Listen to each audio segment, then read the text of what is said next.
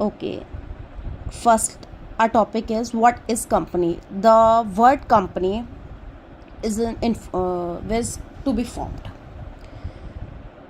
because of the changing pattern of trade and commerce in today's world. There have occurred significant changes in the means of production. आज कल के time में इतना ज़्यादा vast हो गया है ट्रेड और कॉमर्स कि हम बहुत छोटे लेवल पे स्टक नहीं रह सकते. हमें जो मार्केट है, not even goods services are not localised any more, they have become national और इंटरनेशनल. अब आप खुद देखो, आजकल बहुत सी कंपनी एक्सपोर्ट भी कर रही हैं. ये बहुत सारी चीज़ें सिर्फ नेशनल लेवल पे तो, लोकल लेवल पे तो रह ही नहीं गई है. हर चीज़ इतनी वास्ट हो गई है, नेशनल लेवल पे इंटरनेशनल लेवल तक पहुंच चुकी है. तो हमें उसके अकॉर्डिंग अपनी मार्केट भी एक्सपेंड करनी पड़ेगी ना, बिगर स्केल पे जाने के लिए. तो उसके लिए which required tremendous investment in capital. अब उसके लिए पैसे चाहिए होंगे. अब अगर जैसे पहले क्या होता था, सोल प्रोप्राइटरशिप होती थी, एक अकेला sole. What is the meaning of sole proprietor? Only one person is the owner in the sole proprietors. They invested their capital and earn the profit and losses with himself only. तो अब अगर एक बंदा invest कर रहा है तो उसके पास कैपिटल भी लिमिटेड होगी और रिसोर्सेज भी लिमिटेड होंगे. और अगर 2-3 इकट्ठे हो जाते हैं, लाइक अगर आप कुछ भी काम स्टार्ट कर रहे हो, अगर आप एक स्टार्ट करोगे तो आपको उसकी कॉस्ट ज़्यादा पड़ेगी. अगर एक के पास पैसे भी लिमिटेड होते हैं, कैपिटल भी लिमिटेड होती है. अगर आप 3-4 मिल के करते हैं तो आपको फंड्स भी मिल जाते हैं, उसमें आपको बेनिफिट. उसके अपने प्रोज एंड कॉन्स हैं. Let's we stick on this chapter only now. तो हमें उसके लिए कंपनी की ज़रूरत थी, जो बहुत कम इंडिविजुअल से तो नहीं हो पा सकती थी. तो इसके लिए this give birth to the concept of companies, और उसके लिए different type of companies form की गई. अब बहुत टाइप्स ऑफ कंपनीज होती हैं, like classification of joint stock company. Classification बहुत सारे टाइप की है. First is on the basis of incorporation, on the basis of liability. जब आप नोट्स बनाओगे तो ये ऑन द बेसिस ऑफ आप लिख सकते हो, on the basis of incorporation, on the basis of liability, on the basis of transferability of share, on the basis of ownership, on the basis of nationality, और other companies में भी कई सारी companies आ जाती हैं, like multinational companies, defunct companies, unregistered company और illegal association, investment companies, finance companies, financial institution, FERA companies, charitable companies और one person company. There are many type of companies which are under other companies. Okay, now we discuss about the classification on the basis of incorporation. Incorporation के basis पे हमारी 3 तरह की companies आती हैं: chartered company, registered company, statutory company. Okay, let be discuss in detail.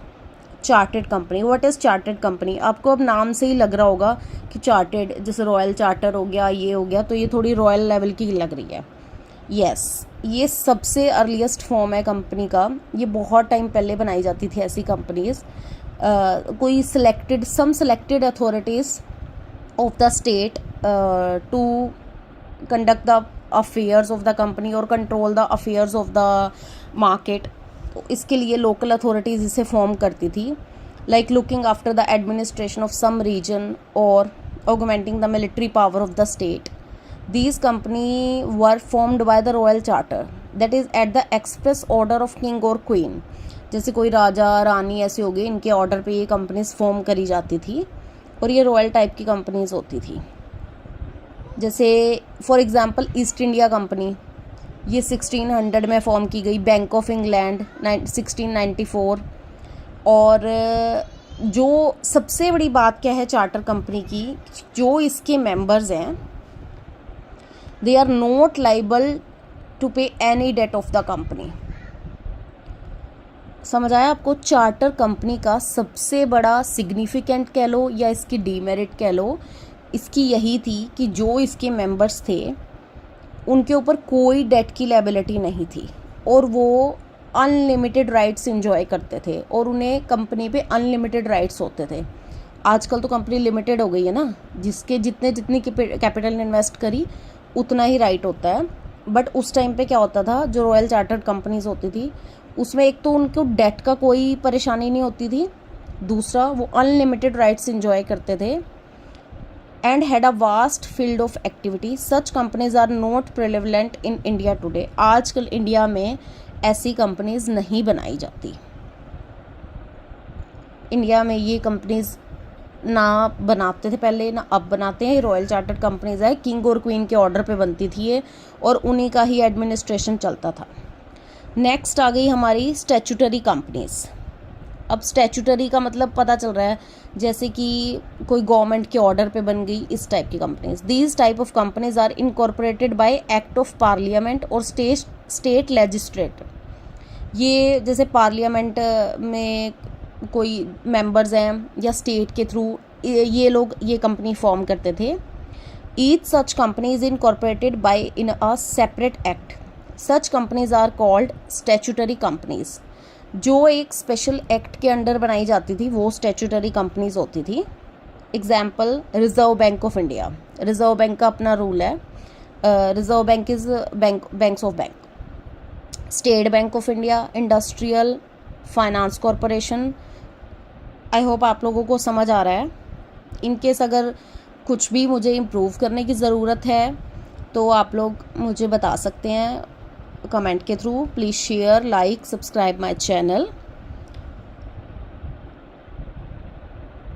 Life insurance corporation of India, ऐसी वाली company statutory companies होती थी।